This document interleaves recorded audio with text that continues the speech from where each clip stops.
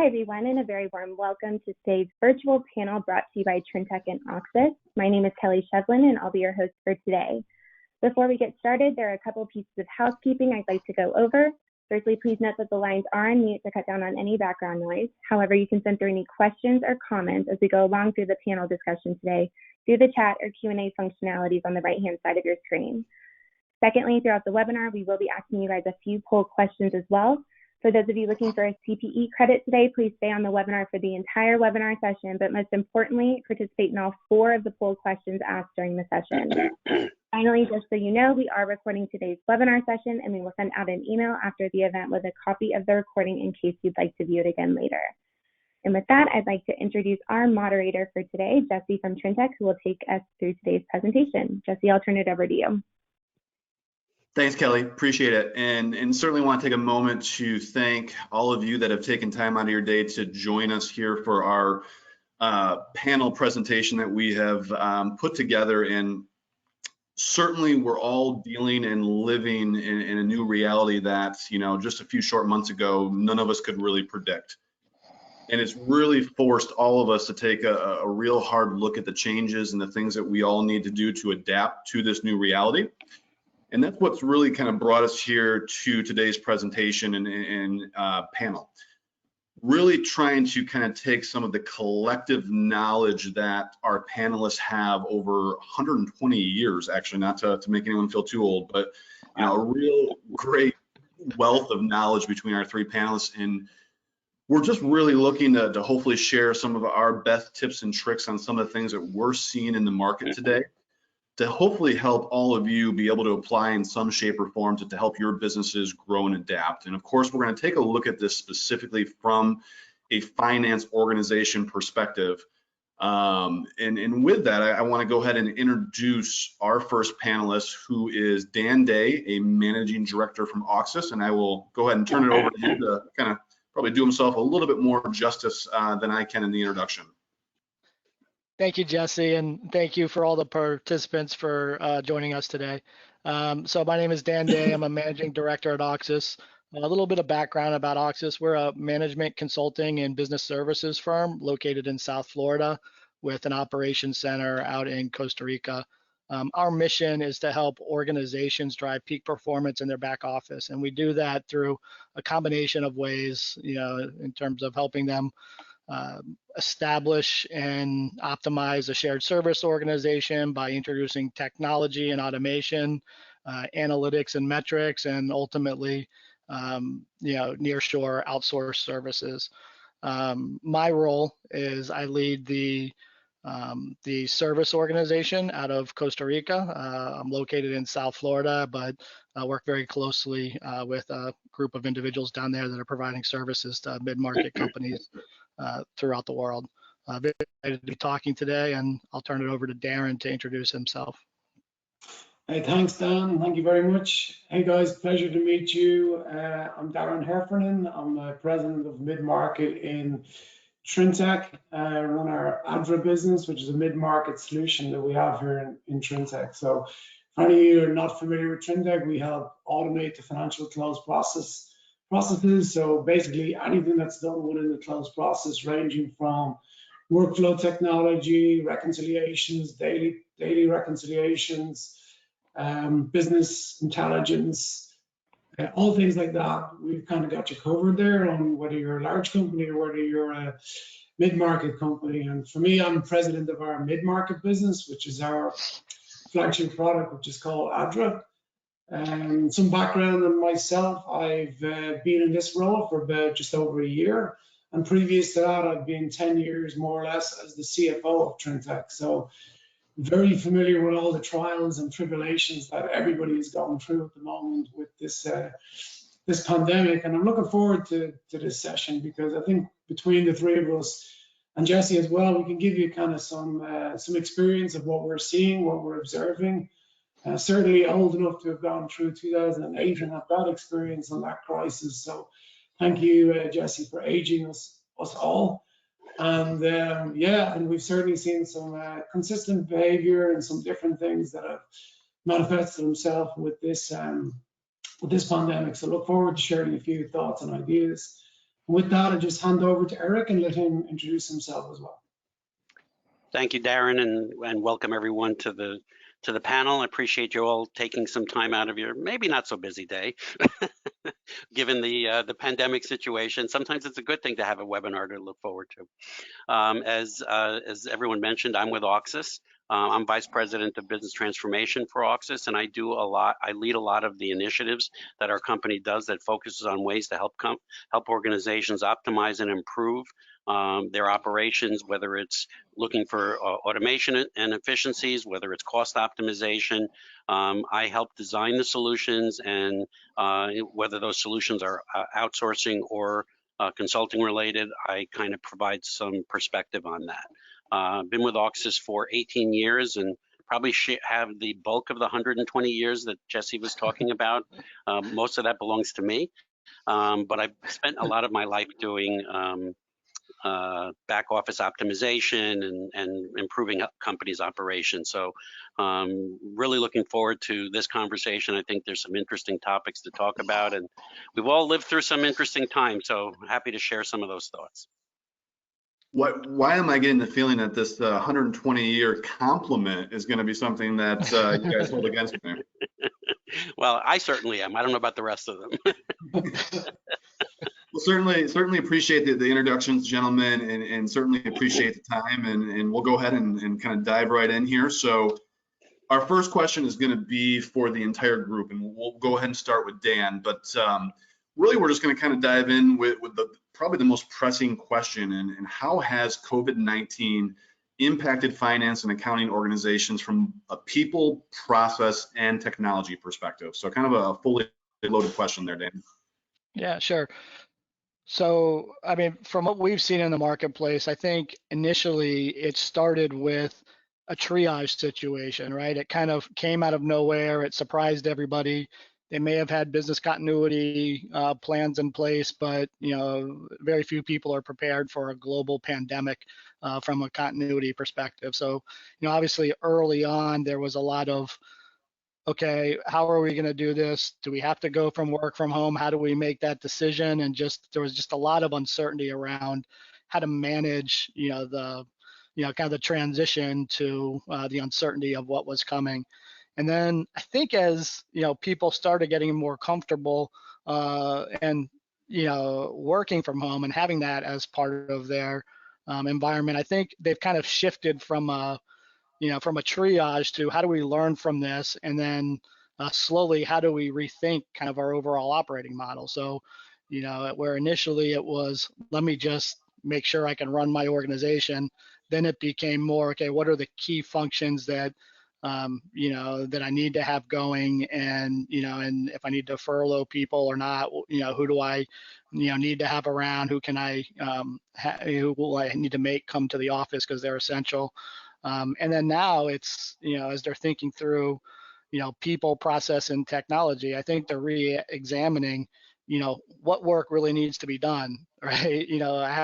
I had these reports that I used to send out every week that I haven't sent them, and there hasn't really been any fallback if I've done it, right?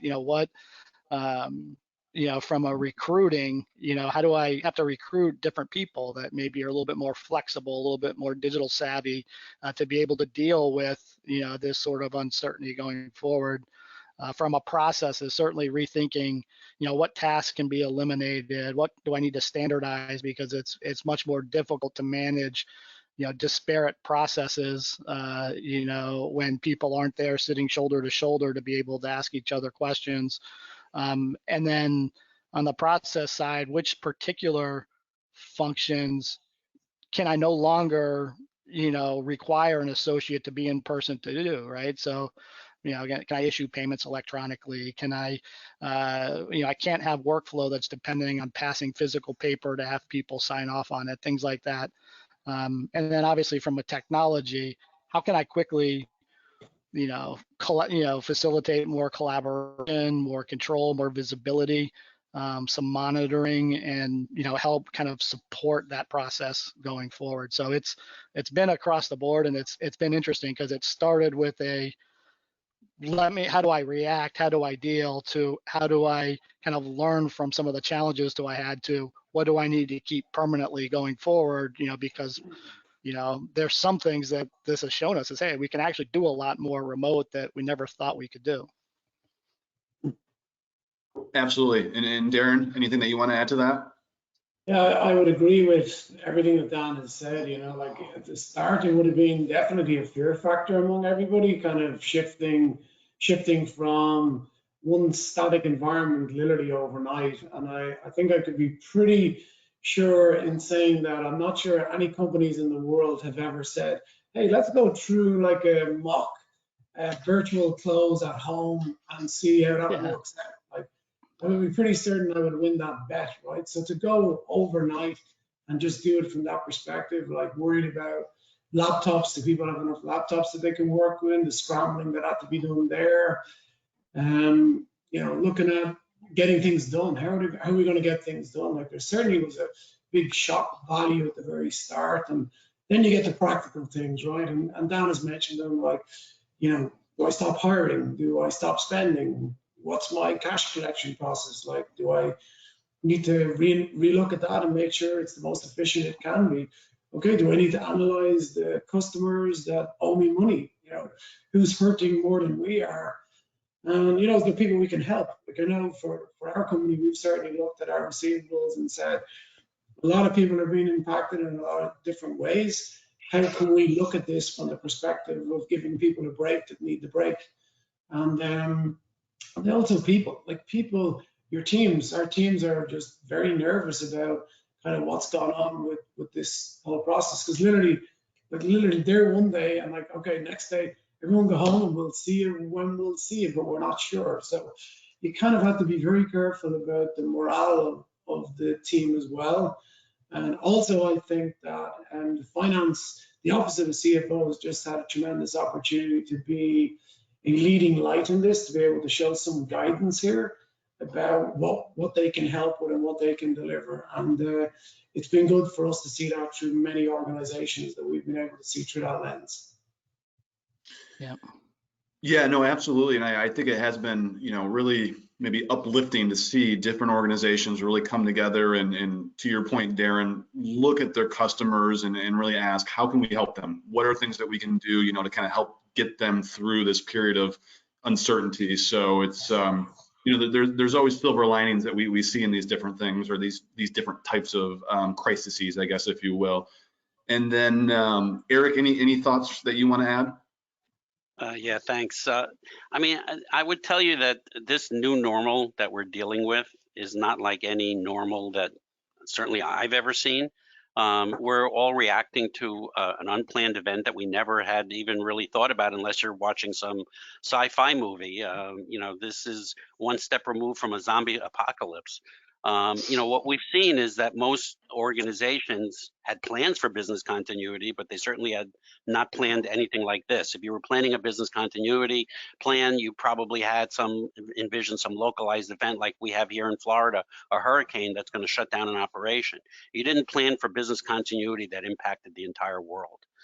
So you had to deal with a lot of stuff on the fly. Things just came at you and you had to make quick decisions, in a lot of cases just guessing about what was going to happen next. So what we've seen, at least I've seen, is that organizations that have made better use of technology, that had a lot of the technology in place for collaboration, for automation, for analytics, et cetera, have really been able to manage this much more seamlessly and effectively than the ones who haven't. There's a lot of organizations that still depend heavily on individuals, tribal knowledge, manual work that still has to get done. I know companies that had to send somebody into their office, once a week to print checks. I mean, that's the kind of craziness that, you've seen. But I think the outcome of this is a lot of lessons learned about what's going to come next. And I think it's going to be much less dependent on people and much more focused on the automation, and also the need to run lean, because that's certainly going to be an outcome of this whole situation. Absolutely. Well, moving on here, and this next question we'll just kind of stay right there with you, Eric. So with the majority of companies now working from home, how do you see businesses addressing technology and security concerns with the move to more remote processing? Yeah, so this topic is really one of the biggest areas of concern that most organizations have had that resulted from this. I think everyone was wholly unprepared for this large-scale work-from-home scenario, and having the infrastructure that you needed, the portable devices that were pre-configured and hardened, the broad use of VPN type connections, the level of internet connections that were in people's homes to support the business operations. Something that might work for Netflix may not work for, you know, a collaboration model where you're trying to manage the close. All this was likely lacking, and companies had to deal with this, and none of it was planned for, and none of it was tested at scale. How many companies do you know of that a week before they sent people home did a test and said, okay, let's see if this works? You know there were going to be holes in their game, and it was going to be a big concern. And security is clearly one of the most important ones about that. So, you know, companies have had to scramble and adjust. And then you take the ones that have more stringent requirements around things like personal identifiable information, and you know, you had HIPAA or PCI type compliance requirements. A lot of that got thrown out the window, because if you're working from home, you're virtually by definition not going to be operating in a clean room. You may have a, you know, you may be using a lot of Lysol spray, but it's not the same thing as what they're envisioning under PCI or HIPAA requirements. So what's happened is there's had to be a lot of trade-offs, and there had to be a lot of reinforcing of the security policies and procedures that were already in place with organizations. These policies and procedures, typically, you know, we're all subject to it. We all review it once a year. It's kind of like an audit checklist thing. Yeah, I signed off on it, done. But I speak for myself, honestly, haven't really paid that much attention to it. All of a sudden, you had to start paying attention to it, and you needed to have much more monitoring and kind of thinking around that. So, you know, the working in the honor system works great if you're a Boy Scout, but it doesn't work great if you're a publicly traded company. And I think this has been a big point of concern, and things are going to have to be addressed going forward. Absolutely. And Darren, any thoughts there? Obviously, we as a company at Trintech, you know, just like pretty much everyone else, overnight went remote. So any additional thoughts on your part?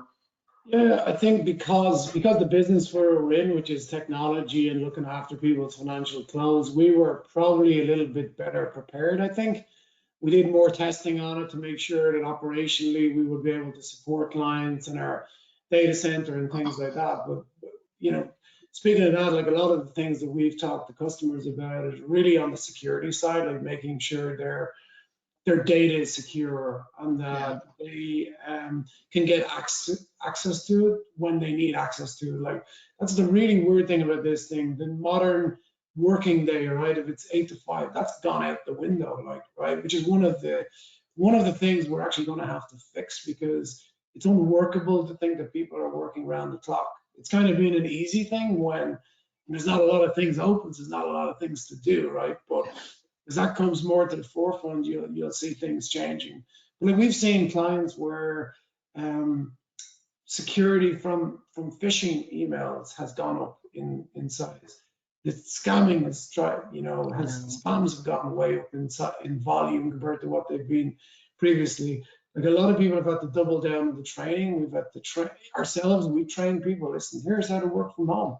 Here's how to make sure we adopt the security measures, reinforce the security training that we've done in the past. Mobile IT teams, like, what happens now when you get that dreaded blue screen, right? From a technology perspective, there's things like that I know we have done, others have done as a mobile kind of IT team if you're within a certain area, and then obviously using, FedEx and other companies to help out there. So, but I've seen like a really big increase in the controls that have been implemented across networks, Jesse, because that's been crucial to protecting your data as well. Like, criminals don't rest when things like this happen, right? They see these things as opportunities, and just generally doubling down on security and looking at the technology you have embraced, and making sure that you've got the right technology in place to help you through this. Yeah, security can't be harped on. You can say only so much about it. I mean, there is a lot that needs to go in that area. And I mean, I won't name the platform, but we're all aware of certain, meeting platforms that have had issues since we've gone remote with security concerns. So to your point, Darren, bad actors, if there's a way, they will find it. So it's certainly something to keep an eye on, or continue to keep an eye on. Yeah. Darren, we'll go ahead and actually stay with you here. So how will working from home and increased use of remote processing affect how you manage your people? And I think we're kind of looking at this through the lens of from a finance operation standpoint. Yeah, I have to say I have been really pleasantly surprised how people have reacted to this. They're genuinely doing way better than I thought they would ever do. Like the fact that literally on a moment's notice, we have just turned that around. Again, being a bit different, that we're used to work remote, we're used to the technology aspect of it, we're used to embracing all the things that go with it, has been something that's been really good for us. But like, the work from home scenario, there's been some great things with it, right? Like speaking for myself, I don't have a 2-hour commute anymore, right? I can do something else with those 2 hours than what I did before. So the working from home scenario, I think, is going to be here to stay, and we're going to see more requests from people that want to do it, as opposed to this is just kind of a one and done. Let's get through this kind of crisis, and then we'll be finished with it. So, like, look, the people you employ, you got to trust them, right? This just will show you how talented they are, how resilient they are, how they overcome some of the challenges that are placed at their doorstep, out of nowhere. So, one of the things I remember on the last day we were in the office, we got everybody together, and we just said to them, listen, don't worry about it. Everything will be fine. Go home, go do what you need to do. Don't worry about kids. Don't worry about dogs barking in the background. Don't worry about kids walking in here, which could happen here, honestly, at any time. Just don't worry about any of that stuff, right? We will help you. We will help you with the technology. We will help you embrace technology. We have communication tools that we've used on steroids, like Teams has been a big one for us. Slack is something we've looked at. We've made sure that they're interoperable with the closed functionality that we're using, the closed tools that we're using. And the other thing on the staff, Jesse, is we just make sure, like, every day we meet for, maximum 30 minutes in the morning. How's everything going? How's everything doing? Anybody got anything they want to bring up? It could last 5 minutes, it could last 30 minutes, but it just is another avenue for people to know they've got an outlet that they can kind of reach out to a group audience and keep that kind of human interaction going as best as it possibly can, which is, I think, it will be no different when whatever the new norm is, when we come back to it. Yeah, no, I think that last point's really interesting. I think people collectively are doing such a good job of checking in on each other and just making sure everyone's doing okay across the board at all different levels from what I see. And that's one of, again, those kind of silver linings when you kind of see everyone come together and try to kind of keep each other lifted. Dan, any additional thoughts you'd like to add to this? Yeah, so Darren hit on a lot of the key ones. Having those more formal operating rhythms. A lot of times as managers, sometimes if you skip a staff meeting or if you cancel, it's probably not that big a deal because you'll just make it up later in the week or next week. But kind of the need to have formal touch bases, kind of with the team broadly, to have that stand-up meeting to make sure everybody's on the same page, and then keeping that regular discipline that you have when kind of leading your teams to make sure, because they're not getting information like they usually do, at the water cooler or, stuff being passed down from managers. So you need to invest a little bit extra time to make sure that kind of communication flow is getting down there, because, everybody's dealing with uncertainty right now, and the lack of information causes the associates to fill in the gap, right? So you almost have to make sure that, whether it's, formal videos from the CEO to get information out, or step down meetings, you almost have to do more of that than you typically do. The other thing that we found important, particularly with us, because we have to serve customers, is, better focus on the metrics, right? So up how often you're looking at, metrics, whether it's end of shift, end of day, end of week, to make sure that as people are working from home, to make sure that the service quality and the productivity doesn't fall. We've actually seen it go the other way, where in general, the productivity measures are rising, but we've got good visibility and we're kind of out in front of a lot of those, so that if there are challenges, we can address it right away. In some cases, it's, we need to change our coverage schedules, or, we need to, have a conversation to understand why, a certain associate is performing different than some of the others in terms of how many invoices they can process, or, how their customer service calls are going, or that sort of thing. And usually there's a pretty good excuse, but, having good visibility to that is almost more important when you're in an environment where you're trusting the associates to kind of get their work done and to manage without having supervision over the top of them, on a like you would normally have. Yeah, so those are some of the key things that we've seen. Yeah, it's interesting. You definitely are seeing the hours switch around for people. Certainly, folks have kids at home. Yeah, it's difficult for them to work the normal, 8 to 5 that maybe we were all accustomed to. So they're just finding different ways to do it. And just another piece to that is we're also seeing companies force PTO. For example, even here at Trintech, we're being forced to take a day off on Friday because I think people just aren't thinking about time off when they're at home all the time. So certainly things to keep in mind, for just kind of overall mental hygiene and health for staff. Yeah. So Dan, we'll go ahead and stay with you here. So what additional information is needed by finance executives to more effectively manage under this new type of operating scenario?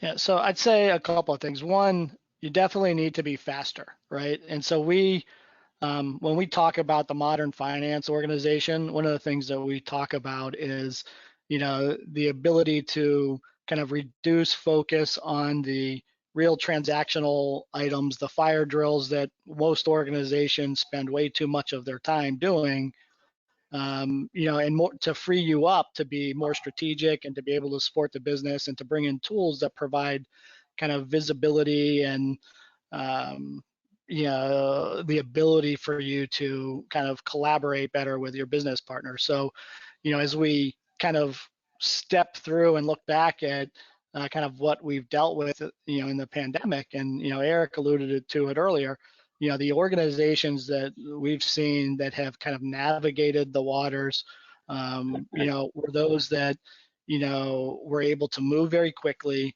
were able to adapt, were able to collaborate pretty quickly with their organizations, and then ultimately were able to get to decisions very quickly, right? If, the longer it takes you to make decisions in your organization in an environment like this, where the information is changing, in some cases by the hour, when you think through early on, that's, to me, that's critical. And that was, what I'd say the secret sauce from, the clients that we've spoken with and the things we've seen in the marketplace, the folks that have been able to kind of quickly switch gears and adapt and kind of come up with solid plans to come through it, versus those that are still kind of wondering, how am I going to deal with this going forward? Because they're just not out of it yet.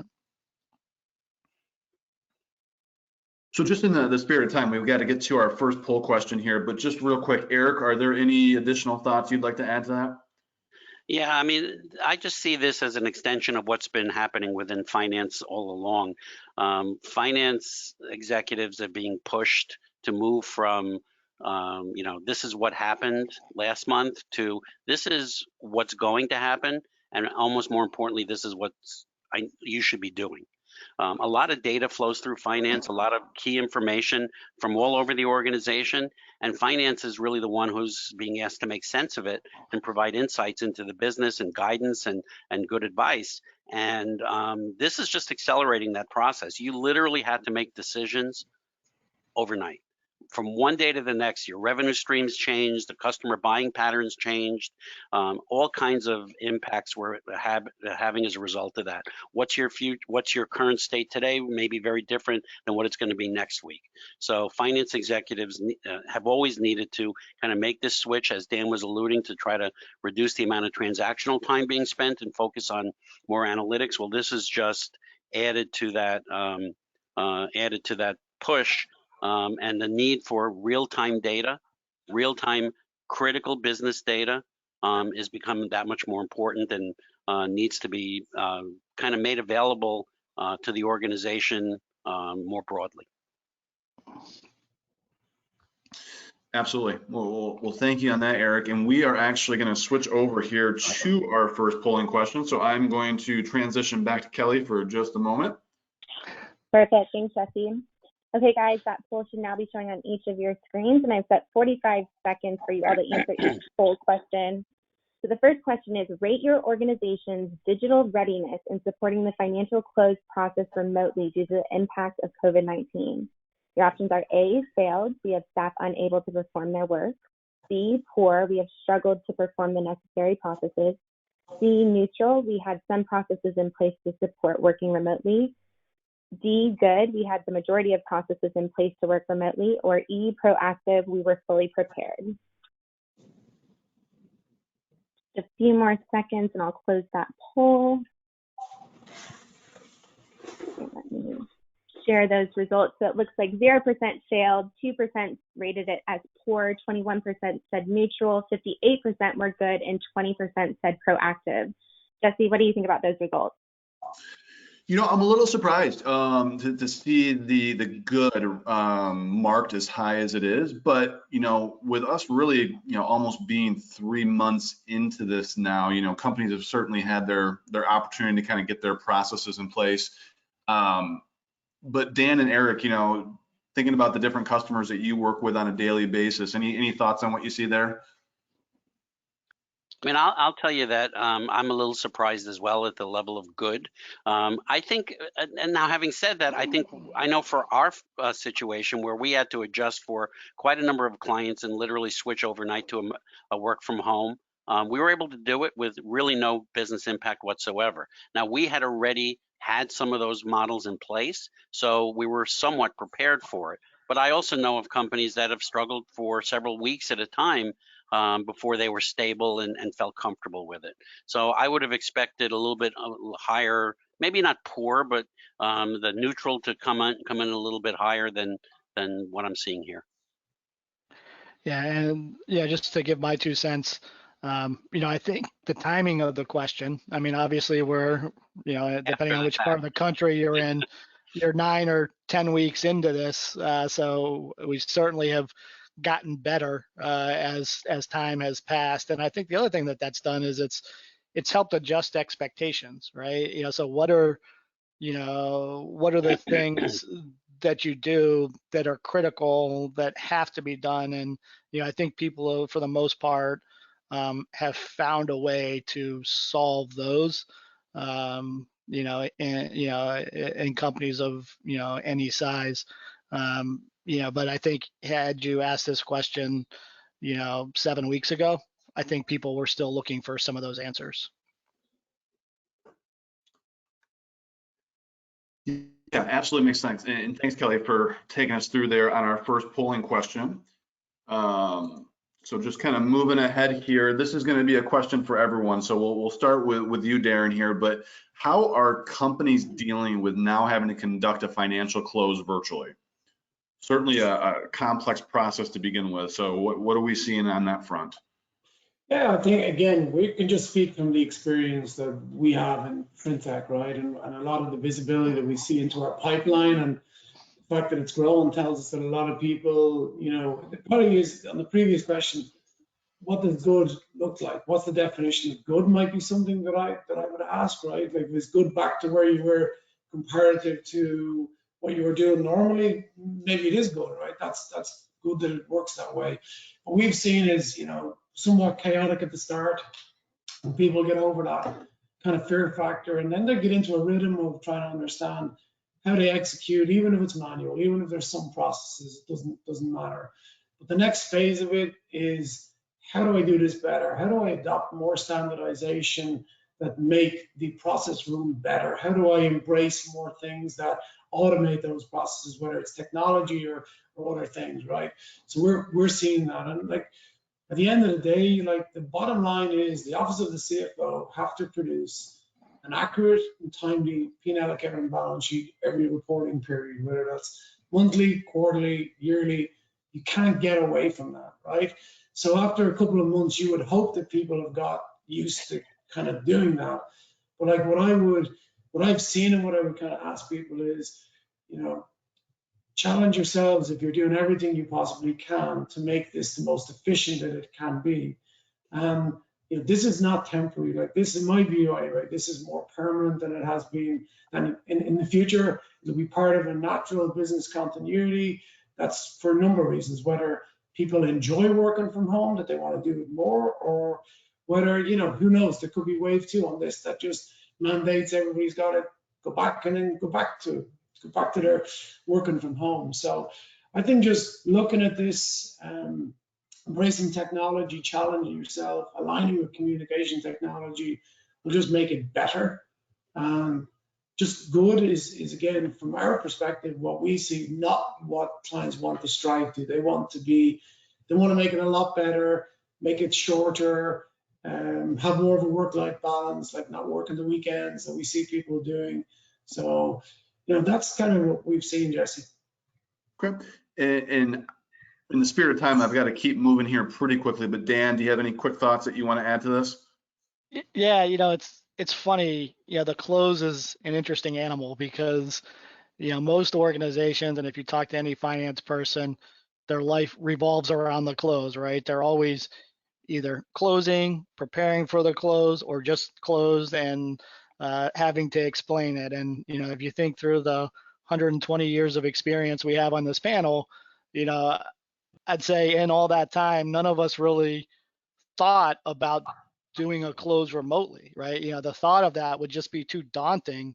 You know, certainly 3 or 5 years ago, the technology wasn't even there to support it very well anyways. And, you know, if you look at now, as people have kind of come through it, you know, I think it's had people rethink, hey, what's possible, you know, and hey, you know, am I overthinking the close, right? And spending too much of my organizational energy around the close and requiring too much of it, you know, and, you know, I think I spoke to you about this in the past. It's like, you know, most accountants, it's like, you know, they're consumed with the close, but they don't want to give up any elements of the close because that sort of defines their, you know, kind of their role and their, you know, their perceived worth. And when you talk about, well, do you want to be here till 2 a.m. or, you know, doing your close? It's like, no, it's the thing that they hate about it, but they struggle to give up any element of it or change the way they do it. And, you know, I think as we've kind of, you know, dealt with this pandemic, the interesting thing is it's given people an opportunity to really rethink the close and say, hey, you know what?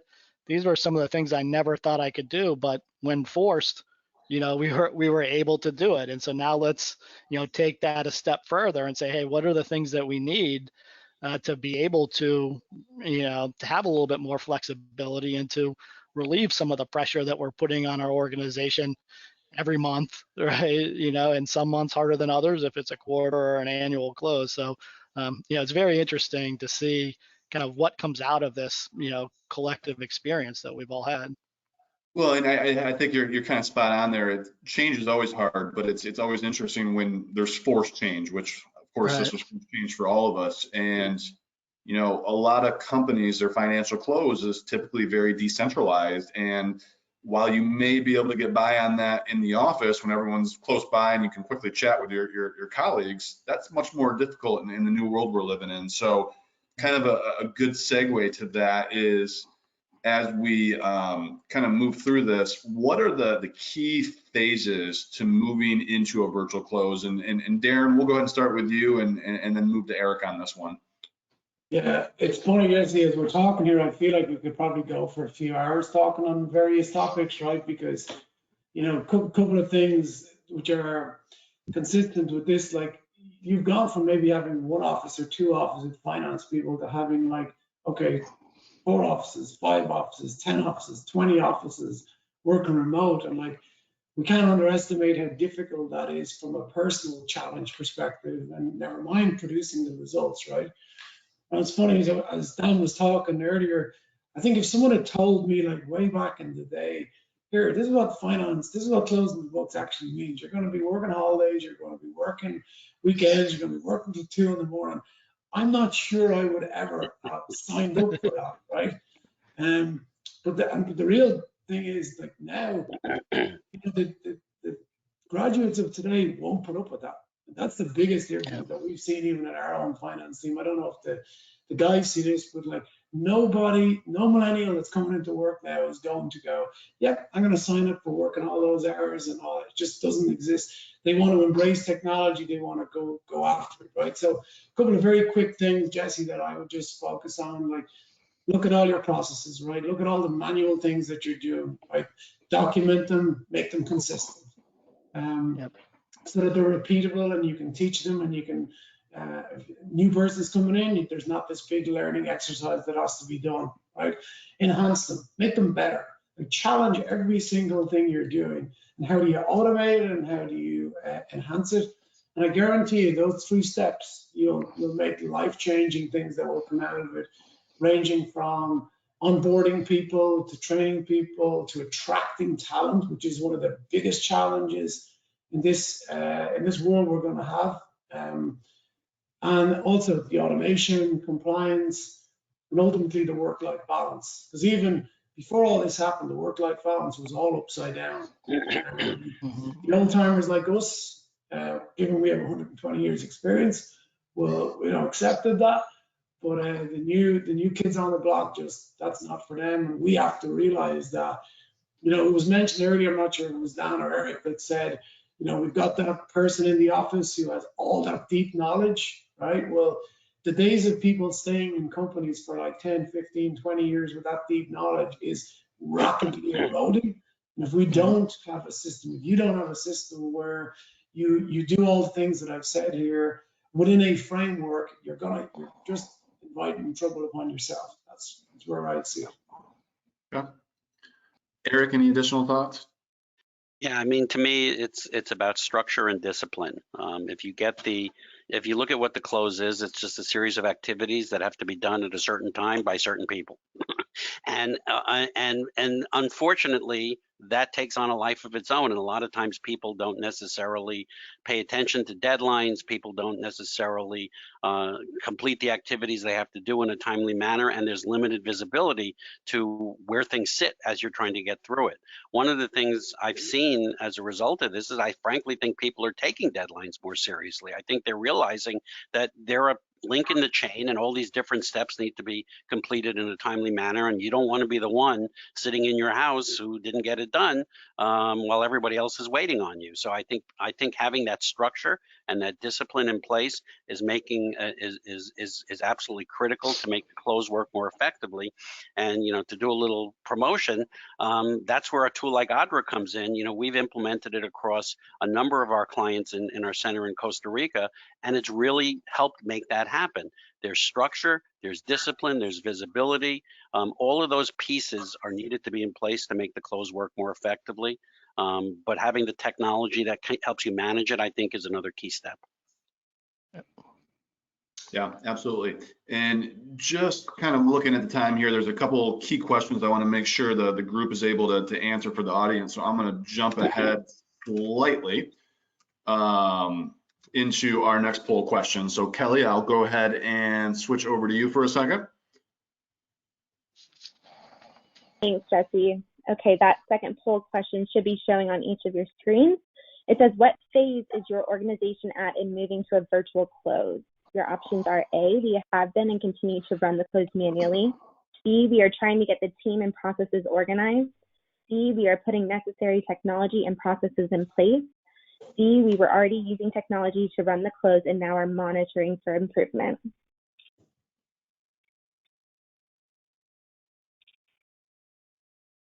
a few more seconds and I'll close that poll.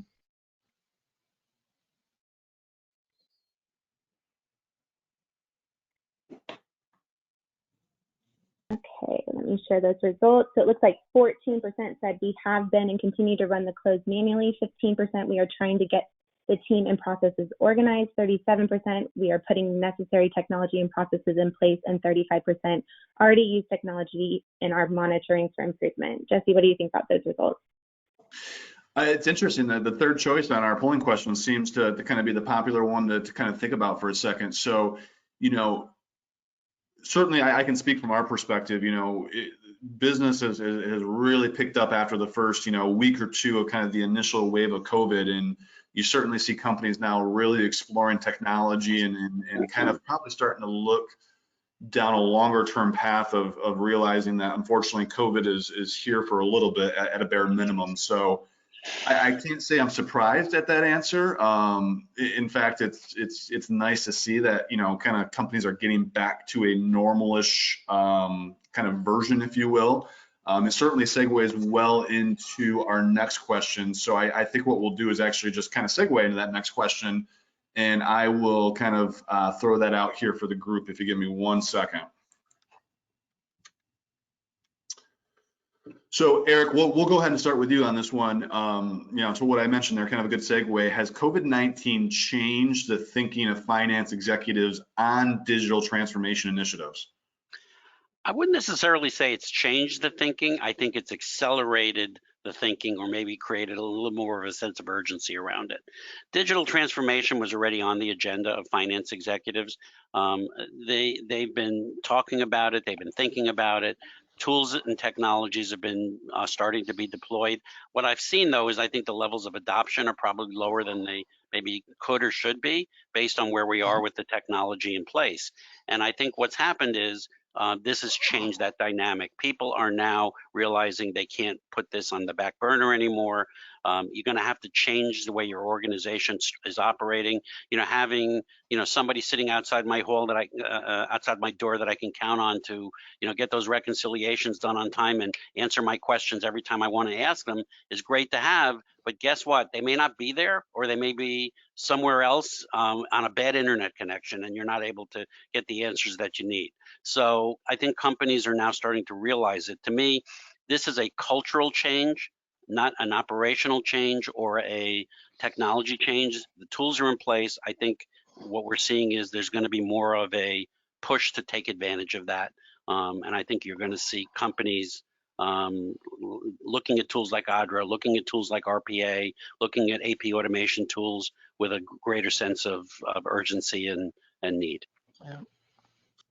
And Darren, I'll jump to you, but kind of a secondary question off of this. You know, what are some of the key tools and technologies that you need to adapt to this new way of operating?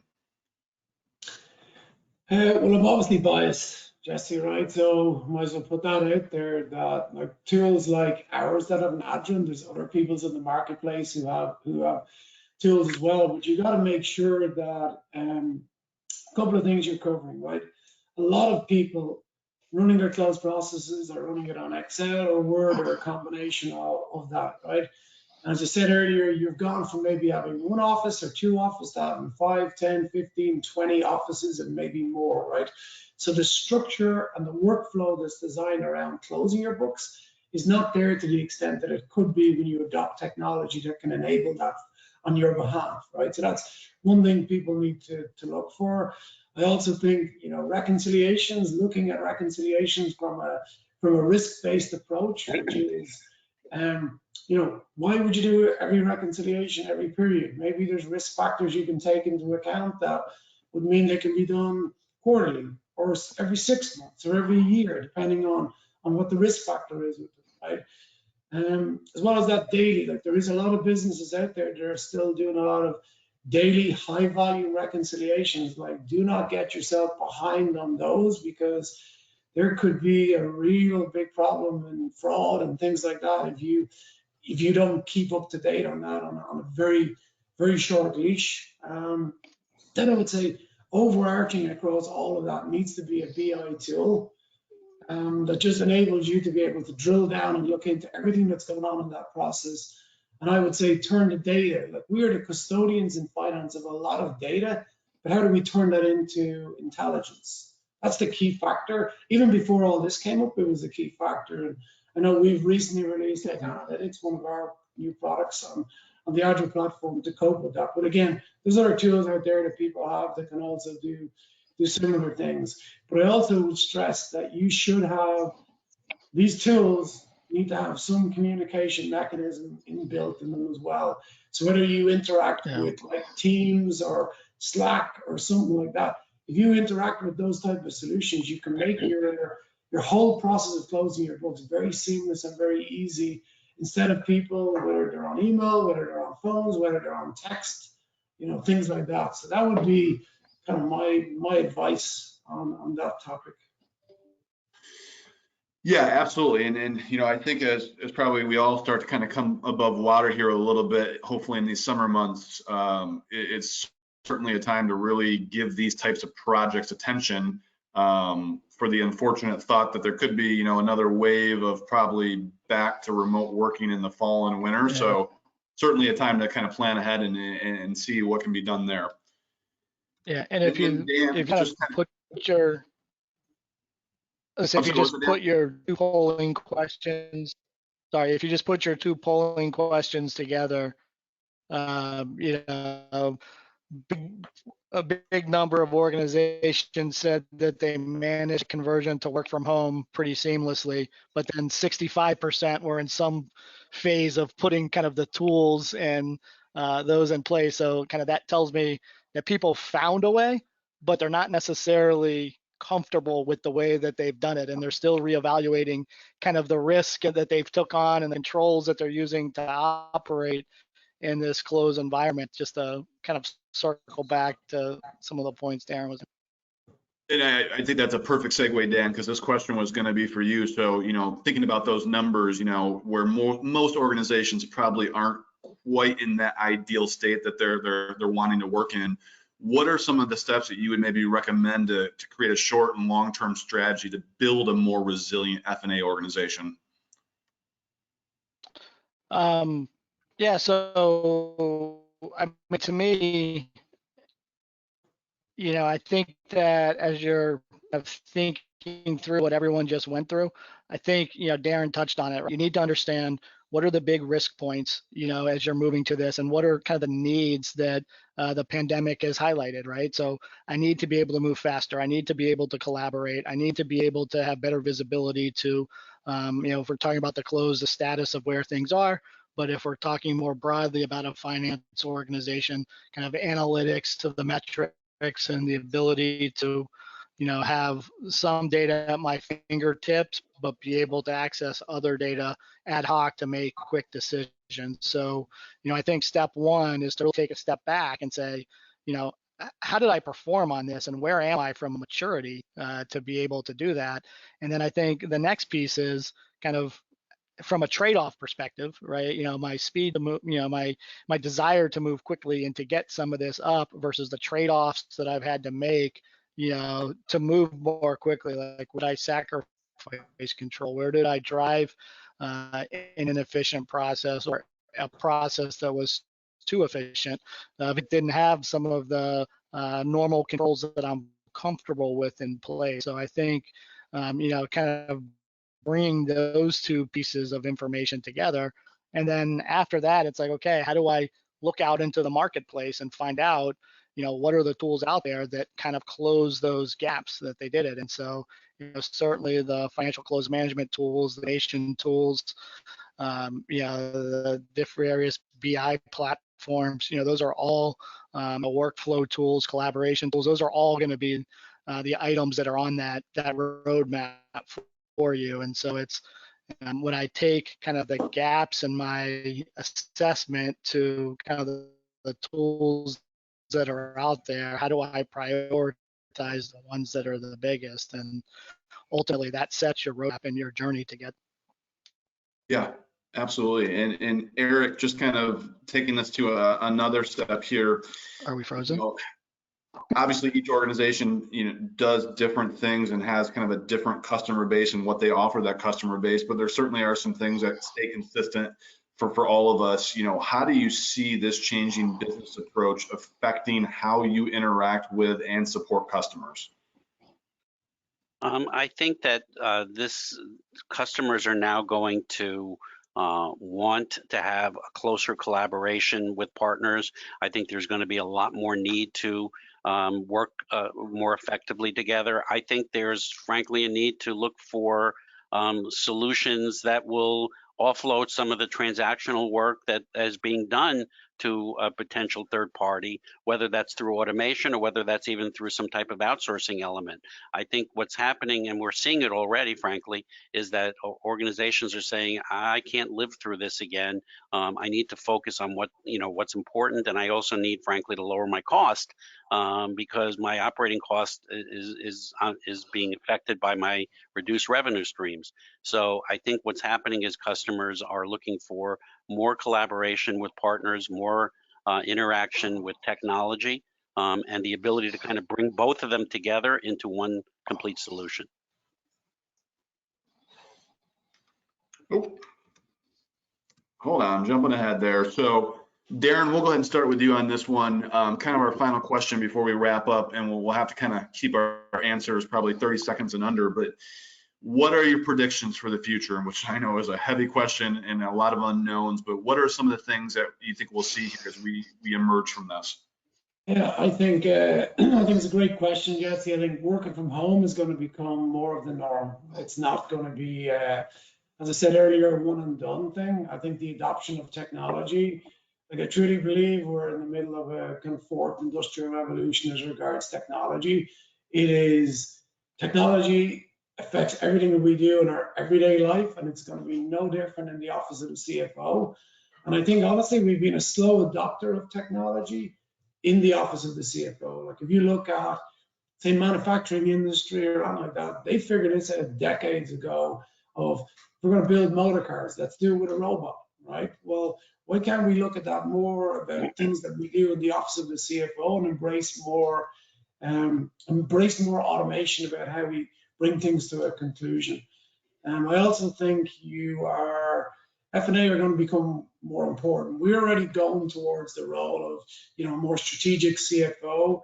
But I think the one thing that this has really shown to me is, reinforced to me, I should say, is that the office of the CFO is really the heartbeat of the organization, because everything intersects there. So like, where did everybody go when this thing kicked off? It was, let's figure it out. Finance is going to lead the way and tell us where we need to go. And it's back to what I said earlier. Make sure everybody has the tools in place to be able to turn the data into intelligence, and then take some action on the back of that. That's kind of 30 seconds, maybe a bit more. Dan or Eric, any final thoughts on that? Yeah, I'm reminded of what Mr. T said in Rocky III when, as Clubber Lang was asked, what's his prediction for the upcoming fight with Rocky, and his answer was pain. I think there's going to be some pain coming out of this. I think we're seeing revenue streams disrupted. I don't believe that we're going to see that V-shaped chart that everyone's hoping for. I think it's going to take some time. I think there's going to be a push to run lean, a push to contain cost, and I think it's going to be a big push to leverage these type of technologies that we've been talking about to make this happen. You're going to have higher levels of productivity within the organization and probably a lower cost. So at the end of the day, I predict a big push for more automation, a big push for lower cost in the back office, and an adjustment that organizations are going to have to make to support it. Well, and I think that's a perfect segue, because I know there were some items that you guys wanted to talk about here. So I'll just kind of bring this up and give you a chance to kind of talk through kind of an offer that you have available to the folks that took time to join us today. Sure, thank you, Jesse. So real quick, Auxis, as we talked about earlier, is an organization that does a lot of optimization activities around finance and accounting. And what we'd like to offer to the participants in the webinar is a complimentary consultation with us to talk about a little bit about your business and potentially, with some data that we might request from you, give you some sense of where your opportunities lie, what the business case for those opportunities would be, and what is it going to take to get it done. Focusing on the key areas of accounting and seeing how things like RPA or AP automation tools, tools like Adra will help impact your business. This is something that we work with all the time, and we have a pretty good methodology for assessing this quickly and giving some, admittedly high level, but interesting results that you could give you some food for thought. With everything going on right now, to me, this is a no-brainer to have a chance just to kind of take a look at, what's going on across your processes. This is a time to certainly run lean. And with that, I know we have our last polling question here, and then we'll have just a couple wrap-up slides, and then we will go ahead and complete for the day. Yeah, thanks, Jesse. Just a quick clarification. We have one more poll question after this one, so please answer really quickly, and I'll close this and turn it back over to you, Jesse.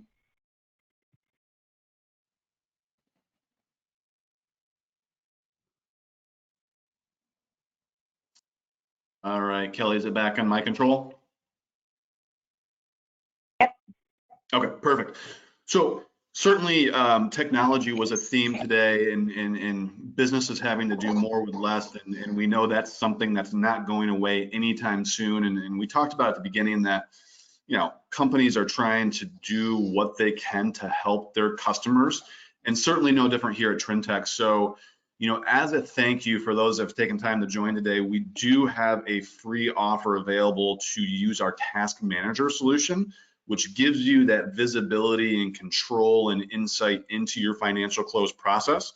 It's actually something that's available to you for up to 3 months, which is hopefully long enough to kind of get us through some of the worst parts of this pandemic. So you can see down there towards the bottom, if you do have interest, there is a way to get in touch either through that phone number or email address there at the bottom. And Kelly is also going to send a message through the chat panel if you want to sign up that way as well. Just one key thing to highlight, though, this is an offer that is valid through June 1st. So just a couple of weeks, but like I said, it's a 3-month trial and a great opportunity to kind of get that visibility and control into the close while we're all kind of working remote. So certainly a big thank you to you guys taking time to join us here today. And I know Kelly said we had one last polling question, or am I mistaken there, Kelly? Yep, there's a CP. Perfect. Perfect. Thanks, guys. So if you guys want that CPE credit, please make sure you mark yes on that last polling question. And with that, we are at the end of the webinar today. If you want any more information or access to any additional resources, please take a moment to visit our website. Finally, before we go, I just want to remind you all that in the next couple of days, we will be sending out the recording of the webinar, so you will have the ability to review it again at your leisure. And with that, I'd like to say a very big thank you to Jesse, Dan, Darren, and Eric for speaking today, and of course, for all of you for taking the time to join us. And with that, we will see you all next time. Thanks, guys. Thank you, everybody. Thank you. Bye.